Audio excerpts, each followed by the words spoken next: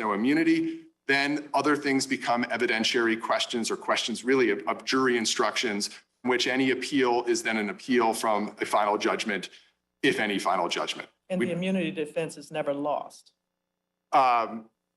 Well, I don't think it's immunity at that point. I think this court will, in what I've just described, will have said there is no immunity. There may be some types of other challenges as evidence comes in at trial. But again, I think that would lead to this extraordinarily complicated litigation that is not the top line reason, but certainly among the reasons why the court should not go down that path.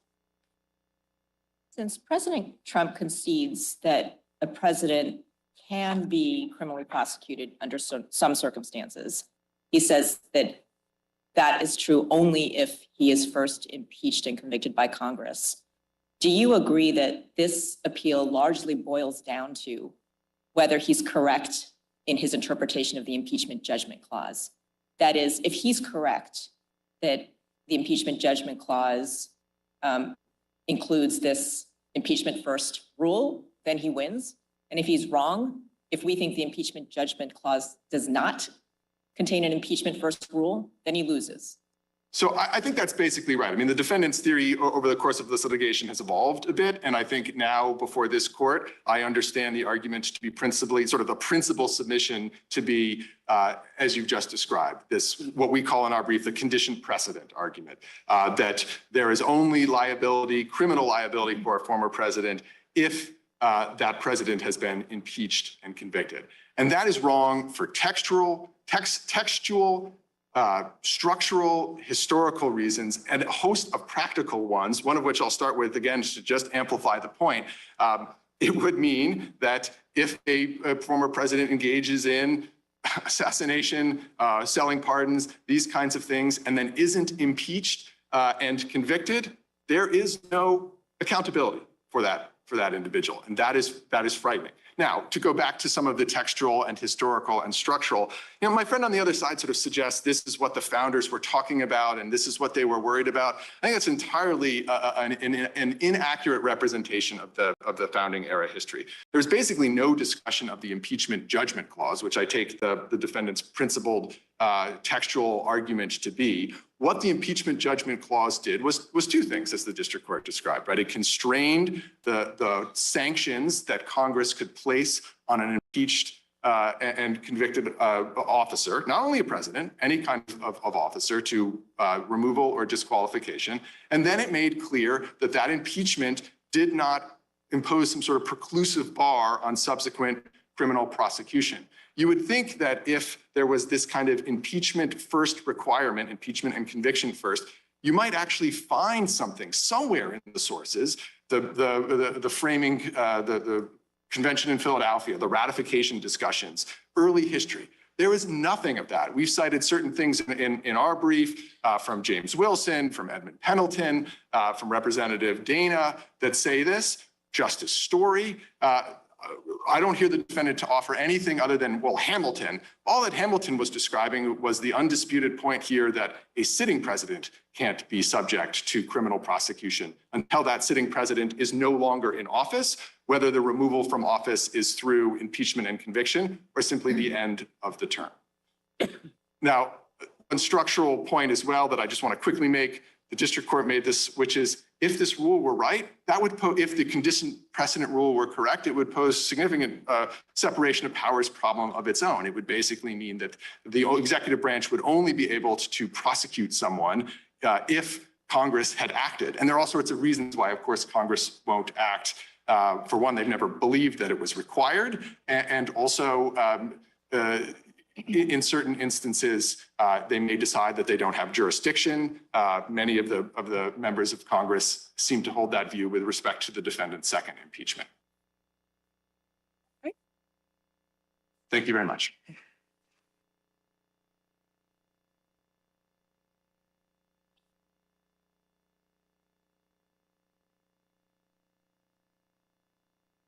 Yes, go ahead. Thank you, Your Honor. And in my limited time remaining, I just want to make 3 points to the court in response to the opposing counsel's argument there. One is that the opposing counsel used the phrase above the law, saying that an immunity doctrine for criminal immunity would place the president above the law. I would just direct the court's attention to what the Supreme Court said in Nixon against Fitzgerald in the context of civil immunity. They described the allegation that immunity sets the official above the law as, quote, rhetorically chilling but wholly unjustified. The U.S. Constitution, the separation of powers, the executive vesting clause, the impeachment judgment clause, these are the foundational and fundamental law of our country, and the president's immunity is determined on that. So that is more rhetoric than reality, is what the Supreme Court said in Nixon against Fitzgerald. I'd also point out that when it comes to the question of whether or not the indictment alleges solely official acts, the indictment does not allege that President Trump did anything wrong after he left office. So it focuses solely on acts that he took while he was in office. And that's a telling indication that we're dealing with official acts here. And then finally, I would address Judge Henderson's, your question about the floodgates. And I tie that to what my opposing counsel said about a so-called frightening future. The frightening future that he alleges, where presidents are very, very seldom, if ever, prosecuted because they have to be impeached and convicted first, is the one we've lived under for the last 235 years. That's not a frightening future. That's our republic. What he is forecasting is a situation where the floodgates will be opened. We are in a situation where we have the prosecution of the chief political opponent who's winning in every poll. Presidential election upcoming next year and is being prosecuted by the administration that he's seeking to replace. That is the frightening future. That is tailor-made to launch cycles of recrimination that will shake our republic for the future. If you have the impeachment judgment clause, as you indicate impeachment and conviction, but then the president either resigns, is removed, and then later on is prosecuted for a different crime. Can that happen, or is there immunity there? I'm not sure I understand the hypothetical. Could you say it again? I apologize. Just indicating that if you're resting on that there must be impeachment and conviction, and it's for one set of crimes, but then later on the president either is removed from office or resigns, and later on there's a prosecution for something different. Is there immunity for that later crime? Yes, I think that's the better reason. Obviously, it's not presented in this case because we have a close match between the conduct, the underlying conduct or transaction occurrence that's alleged in the articles of impeachment, of which there was an acquittal, right? Which is the strongest case for double jeopardy, and between the facts alleged in the indictment. But if there were like an unrelated prosecution, because you just made a statement about he's only being prosecuted for crimes while in office. And so that's why I'm asking about leaving office and then thereafter being prosecuted for something different. have to be under the plain text of the Constitution. The best reading would be he has to be impeached and convicted for the thing that he subsequently prosecuted. So if he were impeached, convicted, and removed from office, and they charge him with another official act that was unrelated to the impeachment, I think that what Chief Justice Marshall says in Marbury would still govern. I think that's obviously it's not presented in this case. The court doesn't have to decide it, but that'd be my answer. So I just want to confirm, your position is if President Trump had been convicted after his impeachment trial on incitement of insurrection, if he'd been convicted, then this prosecution would be entirely proper. Which I would say that if he were impeached and convicted for the same and similar conduct, then that would authorize a subsequent prosecution. Obviously, we have many other issues with this prosecution. Is that a yes? So I do. Because I think you said in your brief that that impeachment for incitement of insurrection is based on the same or related conduct as that which is in the indictment. Yes, I agree with that. So if he had been convicted by the Senate, then this prosecution would be entirely proper, correct? Well, I would not phrase it that way because there's lots of other problems with this prosecution that we've raised in extensive pleadings to the district court. He could be prosecuted. Under the impeachment judgment clause, if he had been convicted by the Senate when he was impeached for incitement of insurrection on same or related conduct as what's in the indictment, then this prosecution would be properly brought. There's a prosecution could be properly brought. This prosecution, which has tons of other problems with it. I just want to be very clear about that. I'm making any concession that this prosecution is. All right, let me try one more time. Under your interpretation of the impeachment judgment clause, if President Trump had been convicted when he was previously impeached on same or related conduct as that which is in this indictment, the government could properly prosecute him for that same or related conduct. Yes or no? Potentially, provided they qualified with all kinds of other legal doctrines that are violated in this case. So I admit that a I'm only prosecution could asking be. you, under your interpretation of the impeachment judgment clause, is that proper? Is that allowed? I mean, I stand on my prior answer. I think we're agreeing. I understand there might be other reasons why you would challenge this prosecution. I'm saying, based on your interpretation of the clause, this prosecution would be properly brought. Again, I would not say this prosecution, be very clear about that. But it's a prosecution based on same or related conduct. This prosecution, which has many other issues related to it, what I would say is that the impeachment judgment clause authorizes the prosecution of a president who's been impeached and convicted by the Senate, which President Trump. All right, has we'll not. make it a hypothetical. Say a president was impeached and convicted on a charge of incitement of insurrection that is under the same allegations as a criminal indictment. He's convicted. Then the government could bring a prosecution for the same or related conduct, correct? Don't disagree with that. Okay. That's it correctly. And then that means that the conduct that's same or related, even if it's official, he could be prosecuted for it, correct? You're convicted. Correct. Okay, thank you. But my question goes to after the fact, and the reason I say that, even though you're challenging that these actions are only occurring while president, the district court's decision was that there is no presidential immunity from prosecution for official acts. It doesn't put a time frame in there. And so that's why I'm going to beyond your investigation, your prosecution might not come until later, after the president has left office. So are you telling us that we are limited to a time frame in answering this question? I think the time frame is set forth by Chief Justice Marshall against Marbury against Madison when he says never examinable by the courts. So unless there is that one gatekeeping incident that has to occur, which is impeachment and conviction, the official acts, the court has no jurisdiction to review them under the separation of powers and the executive vesting clause. But that also assumes that an impeachment proceeding occurred. If there is not one, because we discussed earlier that not all officials go through that process. Absolutely. That's a judgment call Right. as to whether that process would even be brought. I would say we have two arguments that reinforce each other. So if there's no impeachment ever and no conviction, then the official acts are immune, period.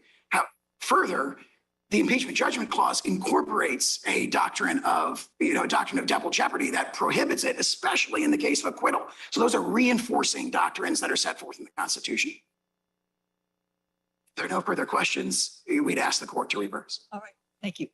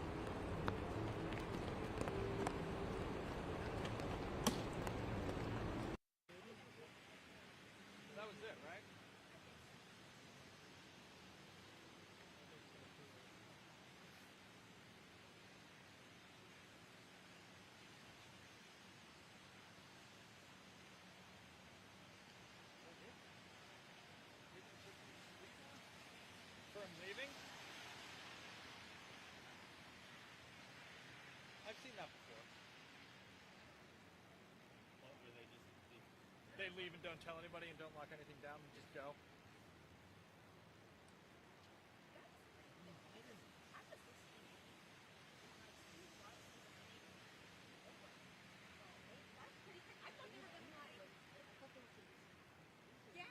No, it's a foundation here. Yeah.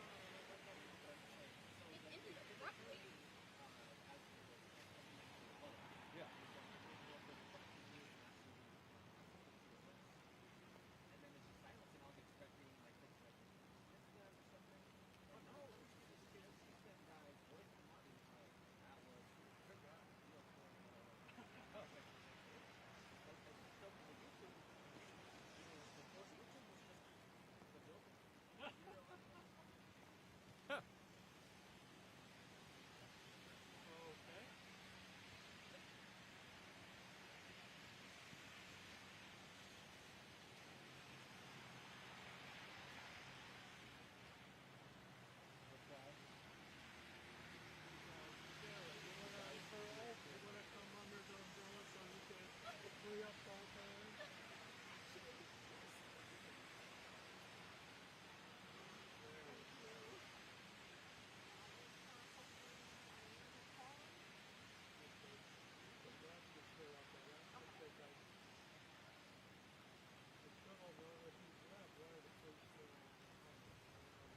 He left. The other two young men off. You saw that? I don't know if they saw him, but they said They saw something. they saw somebody. Flashlight's on. Oh no, you got it. Flashlight's off now. Flashlight's on, flashlight's off. Now it's blinking.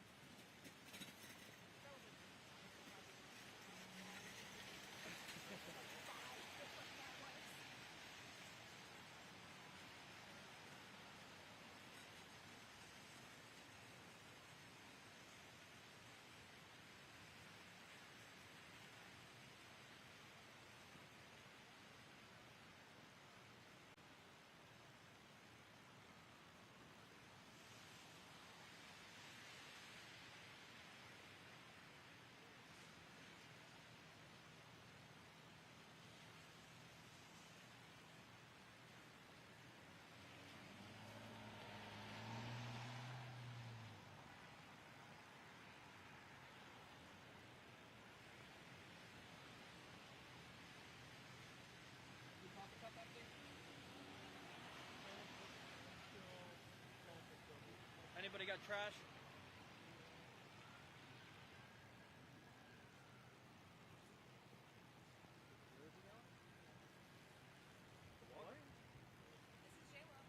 Waldorf Total Landscape.